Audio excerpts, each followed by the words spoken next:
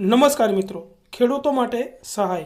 ખેતરની ફરતે કાંટાળી તાર ફેન્સિંગની વાડ કરવા માટે સહાય ચાલુ થઈ ગઈ છે અને ગુજરાત સરકારના આઈ ખેડૂત પોર્ટલ ઉપર આ અરજી ફોર્મ ખેડૂતો ભરી શકશે. તો આ સહાય મેળવવા માટે હવે દરેક ખેડૂતને લાભ મળશે, કારણ કે આ સહાયમાં ઘણા બધા ફેરફાર પણ કરવામાં આવ્યા છે. સરકારે જમીનનું જે ધોરણ હતું એ પણ જમીન મર્યાદાનું ધોરણ પણ ઘટાડ્યું છે અને સહાયમાં પણ વધારો કર્યો છે. અગાઉ ખેડૂતોની માંગણીને ધ્યાનમાં રાખીને ગામડામાં મોટાભાગના ખેડૂતો છે એ સીમાંત ખેડૂતો હોય છે. શરૂઆતમાં આ યોજનામાં જમીનનું ધોરણ છે એ વધારે હતું, એટલે ખેડૂતો આ યોજનાનો લાભ લઈ શકતા નહોતા. પરંતુ હાલ સરકારે એમાં જમીન ધોરણ પણ ઘટાડ્યું છે, જેનાથી નાના ખેડૂતો પણ ક્લસ્ટરથી આ યોજનાનો લાભ લઈ શકશે.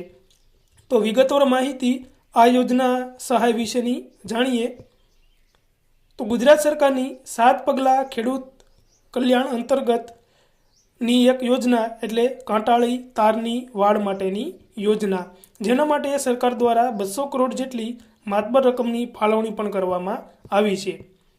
ખેડૂતોના મહામૂલા પાકને રોજ અને ભૂંડના ત્રાસથી બચાવવા માટે રાજ્ય સરકારનો મહત્વનો નિર્ણય. ખેડૂતોની સતત માંગણીને ધ્યાનમાં રાખી રાજ્ય સરકારે યોજનાને વધુ સરળ બનાવી છે. લઘુત્તમ વિસ્તાર 10 હેક્ટર જે હતો એ ઘટાડીને 5 હેક્ટર કરવામાં આવ્યો છે. પ્રતિ રનિંગ મીટર સહાય 150 રૂપિયા હતી, એ પણ વધારીને રૂપિયા 200ની કરવામાં આવી છે. ખેડૂત અથવા તો ખેડૂતો જૂથ બનાવી આ યોજનાનો લાભ લઈ શકશે. આ ખેડૂત પોર્ટલથી સહાય માટેની અરજી ખેડૂતો કરી શકશે. ખેડૂત દ્વારા થાંભલા ઊભા કર્યાની ચકાસણી કર્યા બાદ 50% રકમ અને કાર્ય પૂર્ણ થયા બાદ 50% રકમ સીધા ખેડૂતના ખાતામાં જમા થશે. ખેડૂત કોઈપણ એજન્સી પાસે મંજૂર થયેલ ધારાધોરણ પ્રમાણે થાંભલા અને કાંટાળી વાડ કરાવી શકશે. આ યોજના માટે નોડલ એજન્સી તરીકે Gujarat agro industries corporation limited તથા જિલ્લા ખેતીવાડી અધિકારીશ્રીનો સંપર્ક કરવાનો રહેશે. તો આ રીતે ખેડૂતો આ ખેડૂત પોર્ટલ ઉપર અરજી કરી શકશે અને ખેડૂતને ઈચ્છા પડે એ એજન્સી પાસે મંજૂર થયેલ ધારાધોરણ પ્રમાણે થાંભલા અને કાંટાળી વાડ કરાવી શકશે.